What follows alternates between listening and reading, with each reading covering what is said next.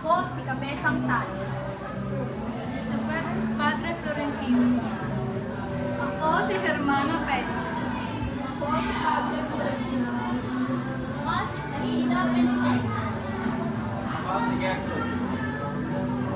Ako si Doña Victorina. Ako si Sarnova. Ako si Makasali. Ako si Sagano. Ako si Ginoo Paz. Ako si Hermana Bata. Ako si Tio Kito.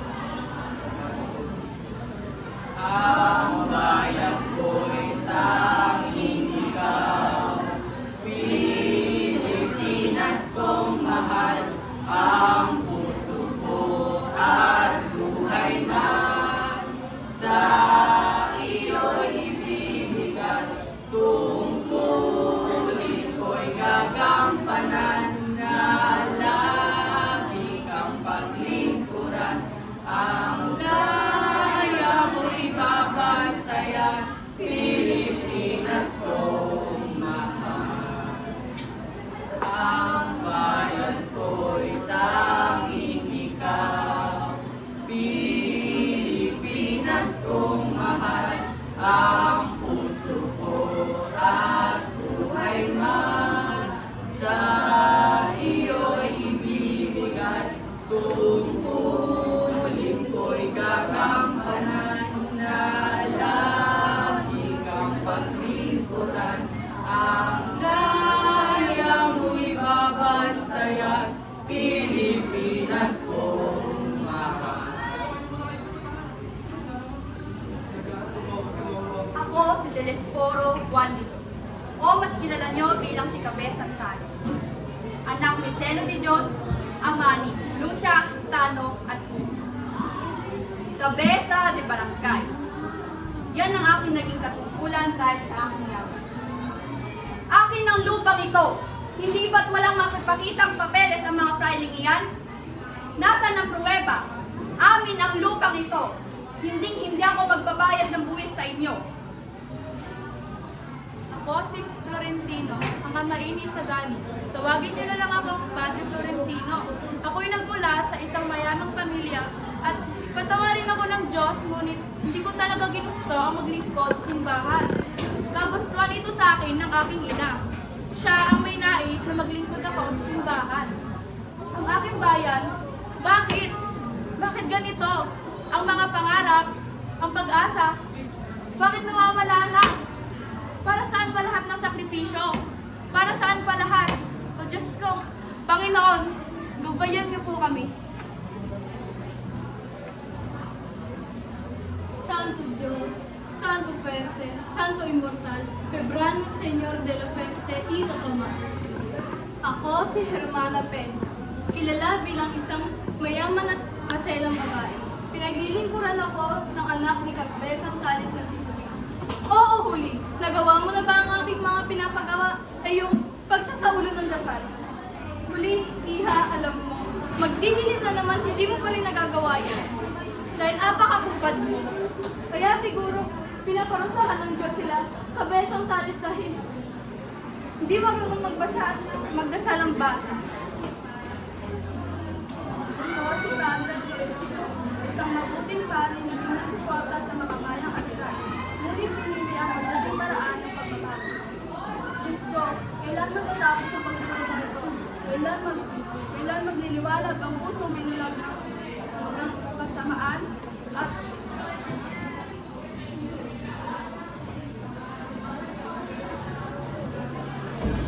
Simon, isang tao nagdalang naging magsikat sa huling gabi ko. Ang kanyang adikain nagugat sa pooryo at ang kanyang landas ay natapos sa kapahamakan. Hindi ka rito ang dapat. Hindi ka rito ang paraang makapagtutulog ng tunay na kanilaan. Nasido Penitente. O ang pinakamatanda sa paaralang bandog ni Padre Valerio. Hindi ko na matiis ang maling pagpapalakad sa paaralang ito. Padre, maaari mo akong bigyan ng kahit anong marka. Ngunit, wala kang karapatan para makapit. Nasido Penitente. Ako si Gertrude. Pinakadasalan ko ng dinig ko ang sining. Ha, Anita, ilan mo kaya ako mapapansin? Lagi ako sa tabi mo. Laging nakangiti. Laging nakikinig sa iyong mga kwento. Ngunit bakit tila ako isang punino sa iyong patingin? Alam kong si Paulita naman ng iyong puso. Ang kanyang kagandahan at ang kanyang kaibigan. Kaya paano kaya siya matatalo? Ngunit bakit siya ba mabasa? Pangarap na walang karapatan.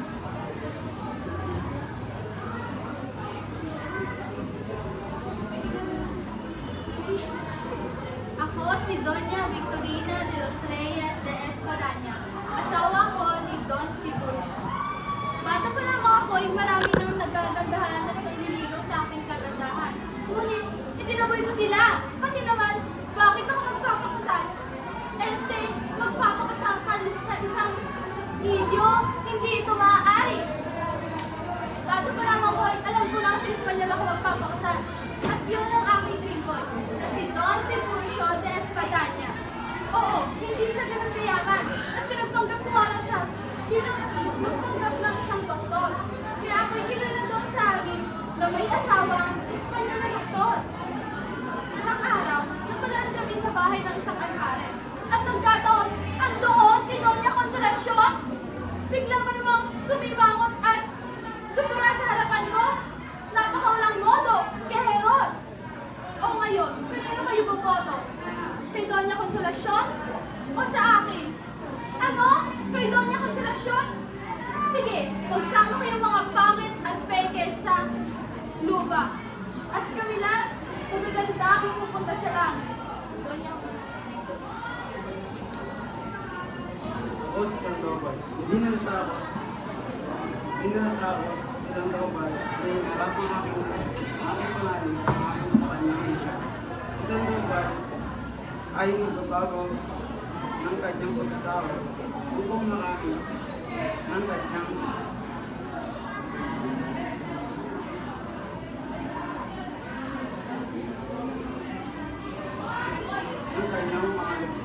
layunin.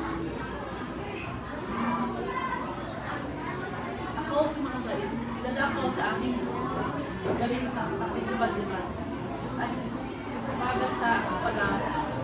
Ako ang mayamang kaibigan ni Basilio at kasama na kaisa rin sa pangalan magkaroon ng akademya ni Kapastila na napamumuno. Ako si Isagani, pamangkin ni Padre Florentino at kasintahan ni Paulita Gomez. Isang estudyanteng makatang at matalik na kaibigan ni Basilio. Isagani. Padre, walang pagkakasala ang kabataan sa pagtatanim sama ng loob sa mga Friday. Ang kasalanan ay nasa nagtuturo. Silang mga nagtutulong hindi kailangan ng malayang pag-iisip at panalita. Susunod ngayon, ang sino mang magsalitang taliwas sa karamihan ay tinuturing bilang isang filibustero at kailangan magtiis sa isang pag-uusip. Ang mga Friday ang siyang may pananagutan sa pagbubuo ng biyaheng kabataan sa isip at katawan. Responsibilidad nila yun upang palakihin ang sambayang matalino, dakila at tapat. Buenas tardes a todos ustedes. Ako si Tio Kiko, isang simpleng mamamahayag, hindi tulad ng iba na nagpapanggap lamang. Ako ay nagsusulat para sa katotohanan. Sabi nila mahirap lang ako. Sabi nila wala akong silbi, wala akong halaga sa mundong ito. Sabihin mo sa akin, sino ba talaga ang tunay na walang silbi? Ako natanggap ang aking kalagayan o sila na patuloy na nagpapakabulag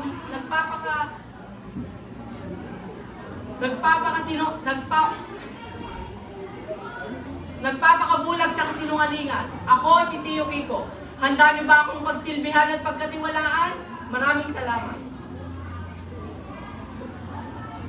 Ako si Ginoong Pastor. Kilala ko bilang isang abogado at tagapagtanggol ng mga mayayaman at mga pride.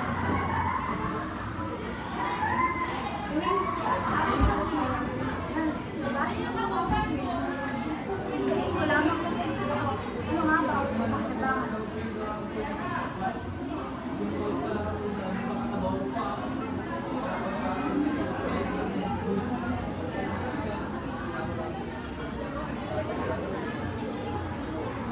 Ako si Hermana Palo, isang panikawang panginila. Ang nagbalita kay Huli na naglanggo si Basilio at nagmungkahin punta niya sa Paligamora dahil ito na lamang ang mga natulong sa kanila. Huli, magmadali ka. Kailangan na natin puntahan si Palicamora. Papatapon na raw sa Carolina si Basilio. Ano? Pababayaan mo lang bakit patapon si Basilio? O siya, tara na tubalik na. Pabayaan mong barilin sa daan at sabihin nagtangkang tumakas. Saka ka na lamang magsisi pagpatay na. Batid ko ang iyong nararamdaman. Huwag kang mag-alala. Hindi gagawa ng masama sa tanto si Palicamora. Maglawa niya ka sa akin.